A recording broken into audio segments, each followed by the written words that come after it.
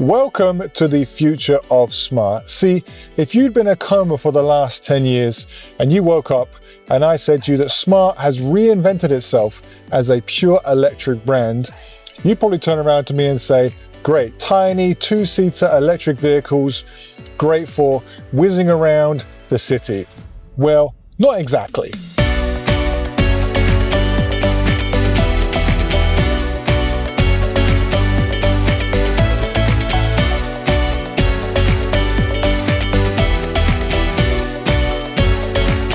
Instead, what we have is this, the Smart #3, a 1.8 ton kind of sporty electric coupe SUV created as a JV between German Daimler and Chinese Geely. You certainly wouldn't have seen that coming, that's for sure. Let's see if it's still, well, smart or just another EV in a crowded marketplace. And can it compete with the likes of the Volvo EX30, which it shares a platform with, and of course, the Tesla Model Y. So you might wake up from your coma and go, so where's this tiny city car that Smart has created? Well, the reality is nobody wants super small cars anymore. It's not practical and the market demands more space, more tech, and more versatility. The Smart #3, which is actually the second car from the newly reborn brand, is a coupe SUV. Yes, again, while it doesn't have the standout look of Smart's older models, I still think it looks okay, if not a little forgettable.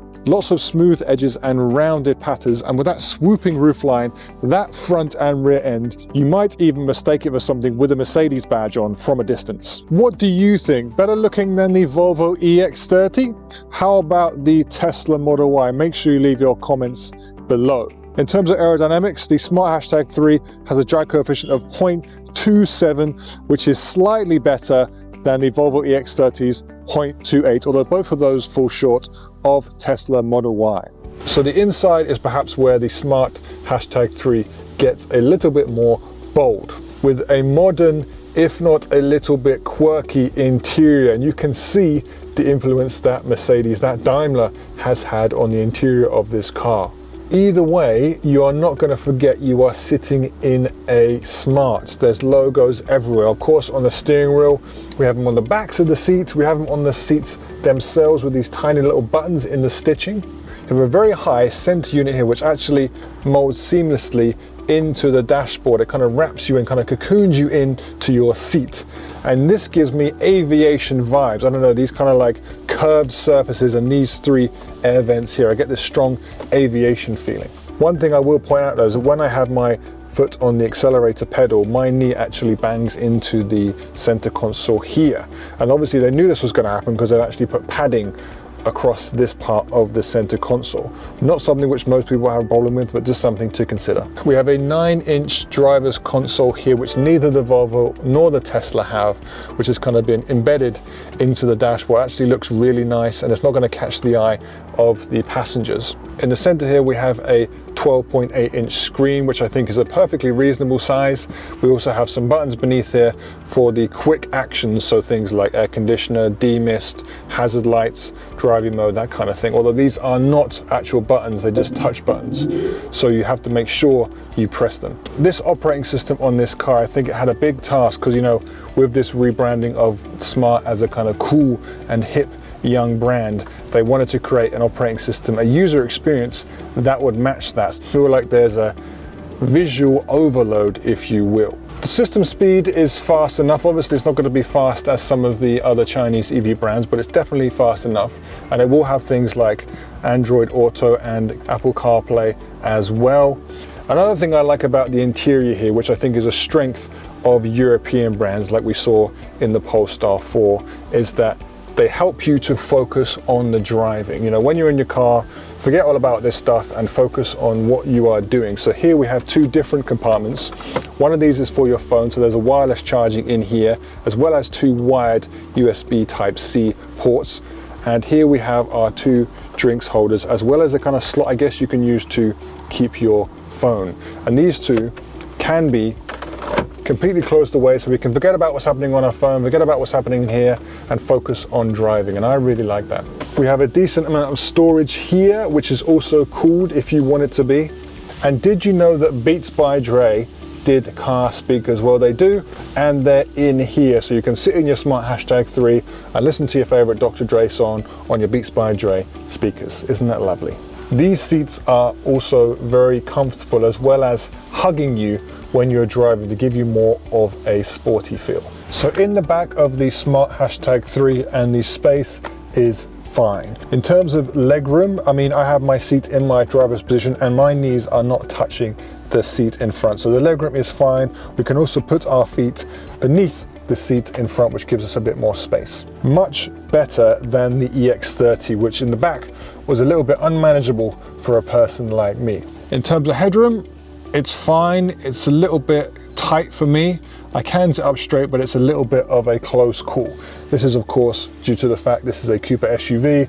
The back is kind of sloping down, and this means we have to compromise. So you basically can decide if you want uncomfortable legs in the Volvo or an uncomfortable head in the smart #3. The choice is yours. We have a very simple center unit here with our airflows. We have a USB Type-C and a USB Type-2 charging ports. We also have a center armrest here, which just has 2 cup holders, so keeping it simple. But one cool thing about the smart #3 is that we do have through loading. So we have a door here that we can use to get into the rear space, which I haven't seen on many cars recently. This big panoramic sunroof is great and helps the cabin feel more roomy than it is. So realistically, the rear space of the smart #3 is great for kids. For adults, I think short to medium length trips are okay, but I wouldn't want to be in here any longer than that.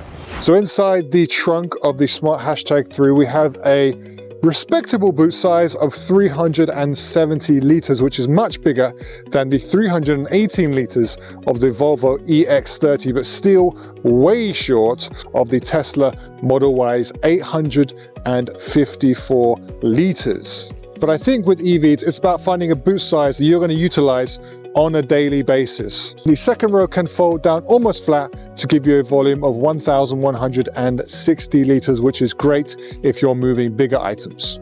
We do have a very small frunk, only 15 litres, although I'm not really sure what you could actually fit in there. On the road, the smart #3 feels dynamic and sporty rather than just outright comfortable.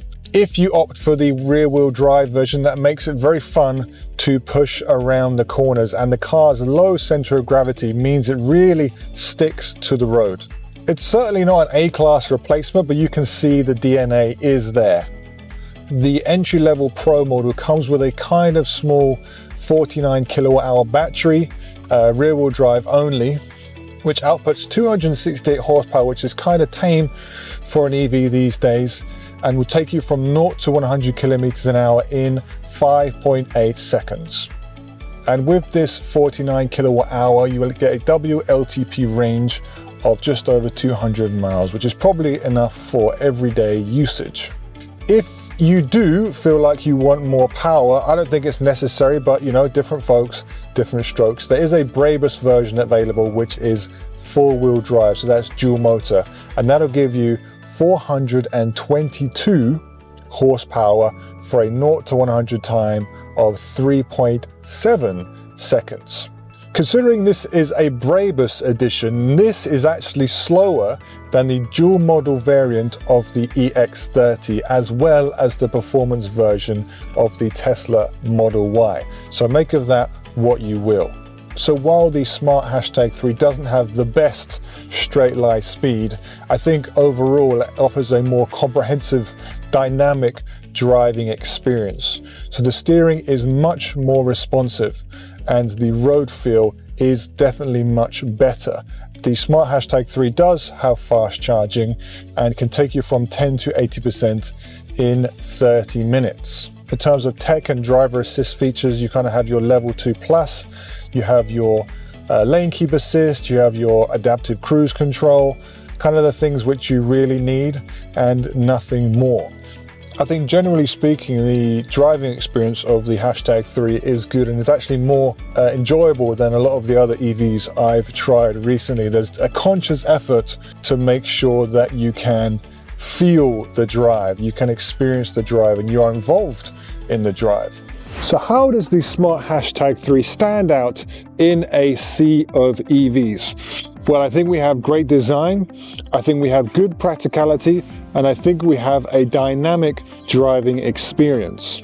The Smart Hashtag 3 starts at around £33,000 if you are in the UK, which is slightly more expensive than the Volvo EX30, which it shares a platform with. And it is cheaper than the Model Y, including the newly refreshed Juniper. Let's bring up some stats for your consideration. Which one of these three vehicles would you go for? Make sure you let us know in the comments below. The Smart Hashtag 3 shows that the brand is serious about competing in today's super competitive EV market. But the big question is it smart enough to win you over? Make sure you leave your comments below, give us a like and subscribe. I'll see you next time.